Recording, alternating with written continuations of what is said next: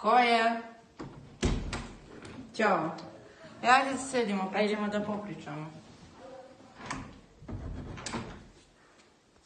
Dej si, Marki, brate, šta je ovo? Dogurao si do gradonačelnika? Ništa, evo, bio sam vredan, lupao lajkove, lepio plakate, odmah sam zapao stranci za oko. I kako si ti? Ma ništa, evo, mama i tata su mi kupili diplomu zato što sam jedva završio srednju školu. Naslijedio sam posao od svoga oca i eto me sad ovdje. Pa sam došao da opet radimo kodeks časti kao što smo radili na testu u školi. Samo da zaobiđemo zakon i sve te ostale gluposti. Kako mogu da pomognem?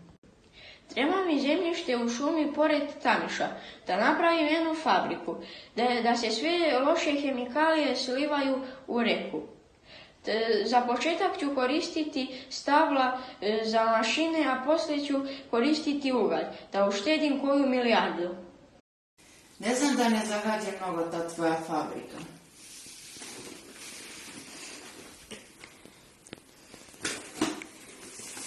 Ekološka tema je u modi, ja sam ovdje drugi mandat. Ma o tome se radi. Dokle misliš da ćeš živjeti od državnih para? Vlast će se promijeniti, a šta ćeš ti onda? Tako lepo ću ja otvoriti jednu fabriku, zaposlit ću 30 porodica, što je 350 radnika, ti ćeš imati glasače, ja ću zagađivati prirodu, uštedit ću koju milijardu, a bit će iza tebe neko milionče. Tako je, daćemo narodu hleb i igara. Ma o tome ti pričam. Samo mi treba da ovo sve prođe bez medijske pažnje. Samo trebaš da kažeš ljudima da će dobiti bolji posao, da će biti bolji standardi. Ja ću donirati dresove klubovima, za seosku slavu ću kupiti vola na ražnju, alkohol i koga će onda brigati za ekologiju, vodu i vazduh. Tako je, daćemo narodu hleb i igara. Kakvi da im damo? Današnjem narodu ćemo prodati, a reći ćemo da im smo dali. Nisam imao ja za džabe prosjek 1,67 u srednjoj. Tako je, još ću skupiti političke poene kako sam prvi gradonačelnik koji razvija preduzetništvo. Joj, predsjednik da me vidi sad. Preduzetništvo, nego šta? Preduzet ćemo da se obogatimo na grbači naroda. Dragi poslanici, danas će na glasanju biti zakon o dodjeli zemljišta u blizini reke Srbije za poticaj preduzetništva. Celishodno i svrsishodno krčiti šume, ispuštati hemikalije i fekalije u vodu i dodatno zagaditi vazduh. Kad budem postavila taj zakon, ja ću zvoniti 2 puta dugo. To znači da svi glasate za taj predlog. Jesmo se razumeli?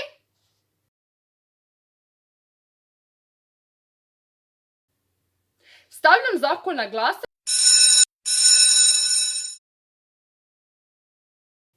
Nešto nam je sistem zatajio. Pažnja, ne dremaj tako, nego načilji uši. Ponavljam glasanje.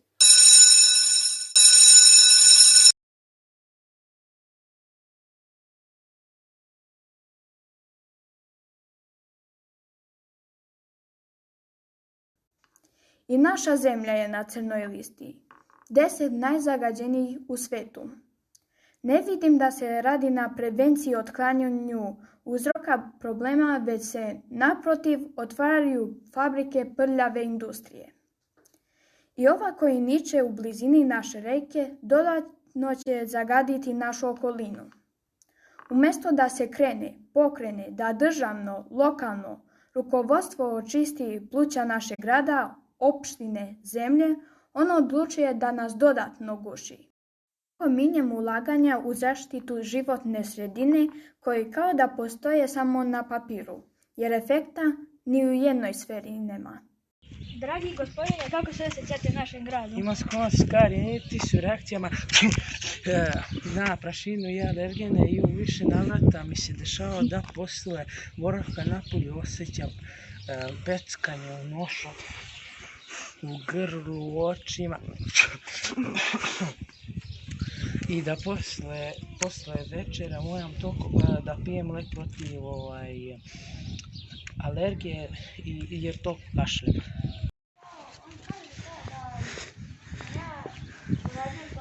Dragi gospodine, kako se osjećate u našem gradu? Jednostavno se osjećam kao da se trujem svaki put kad izađem napolju, a vazduh se može seći i nožem.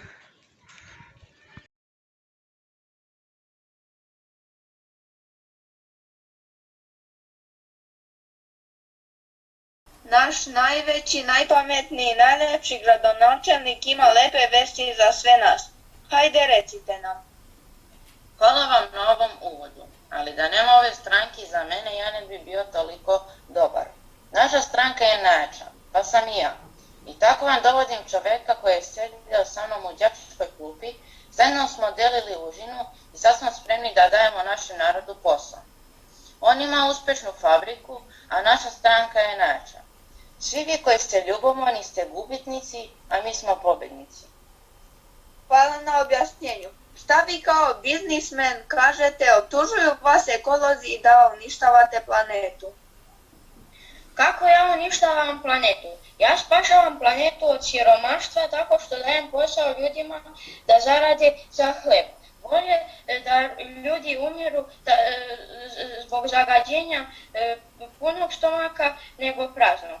Želeo bih da budem zapamćen da sam bio veliki mučenik i da sam se mučio za naš narod. Eto, čuli smo šta naši uspešni ljudi imaju da kažu. Očigledno je da zeleni građani bez osnovna vode hajku na ova dva vrlo uspešna čoveka. No sud donesite sami. Stanka. Mi nismo opozicija. Mi smo građani ove zemlje, ovog mjesta koje želi čistu, zdravu opštinu u kojoj će deca zdravo odrastati. Želimo da njihovi roditelji rade u ekološki odgovornim firmama, koji će ugraditi filtere i prečišćavaće na svojim dimnjacima, koji neće baciti otpad u reke, nego i čistir. Firme koje će reciklirati, čije će pogon pokretati energija sunca, vetra, vode, a ne uglja. Evo kako možemo sačuvati svoju okolinu. Peticija i predavanje Skupštini Srbije na glasanje. Edukativni film o aktivnosti građanama.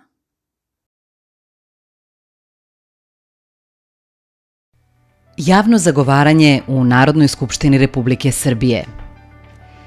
Narodna skupština Republike Srbije, Skupština, Ustavom je definisano telo koje ima zakonodavnu, predstavničku i kontrolnu funkciju. Čini je 250 neposredno biranih narodnih poslanika koji donose zakone, kontrolišu izvršnu vlast i predstavljaju građane. Zakonima i propisima uređuju se sve oblasti života, od poreza, zdravstva, školstva do bezbednosti i održivog razvoja i odlučuje se o opštim slobodama i pravima. Javno zagovaranje je oruđe građanskog učešća u radu Skupštine. To su aktivnosti kojima se traži podrška u njoj i utiče na njen rad. Pomaže nam da se izborimo za svoja ili prava drugih. Da bi se uopšte uticalo na rad Skupštine, potrebno je neposredno komunicirati s poslanicima i skupštinskim telima. U tom procesu gradimo odnos sa onima koji nas predstavljaju, a po utvrđenoj proceduri. Nakon svakih izbora krećemo iz početka.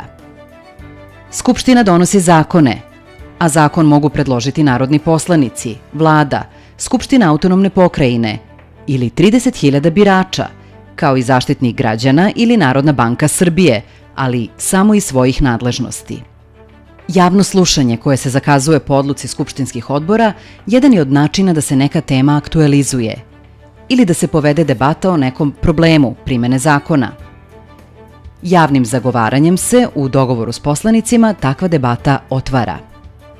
Na nacrt zakona se može uticati u javnoj raspravi, dijalogom s predstavnicima vlade ili drugih ovlašćenih predlagača zakona. Kada predlog zakona dođe u Skupštinu, predsjednik ga dostavlja narodnim poslanicima, nadležnom odboru i vladi, ako predlagač nije ona sama.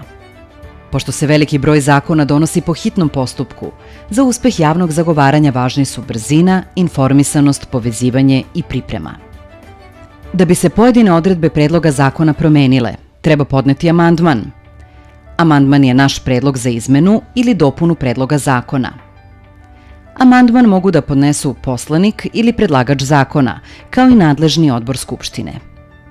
Rokovi za amandmane propisani su Poslovnikom Skupštine. Amandman se podnosi predsjedniku najkasnije 3 dana uoči održavanja sednice, na kojoj će se taj predlog zakona razmatrati. Ako se sednica saziva u kraćem roku, tada se i amandmani mogu podneti do početka prve načelne rasprave. Kratki rokovi su dodatni motiv za dobar odnos s poslanicima, jer oni podnose amandmane u naše ime.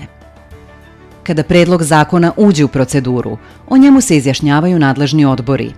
Može se tražiti i mišljenje odbora koji nisu nadležni, ako postoji uverenje da bi trebalo da su zainteresovani za temu.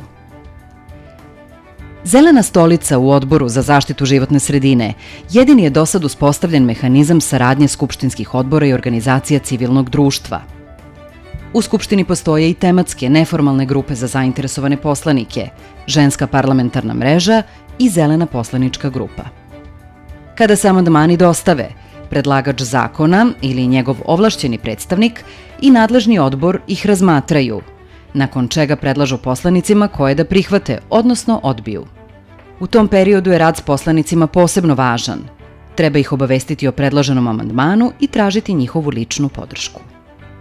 Dok sve ove aktivnosti traju, rad s medijima je nezamenjiv, jer omogućava da pridobijemo javnost za naš predlog i da utičemo na mnjenje.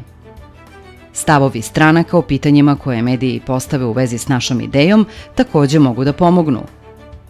Zagovaranje sve vreme mora da prati komunikacija na društvenim mrežama i internetu.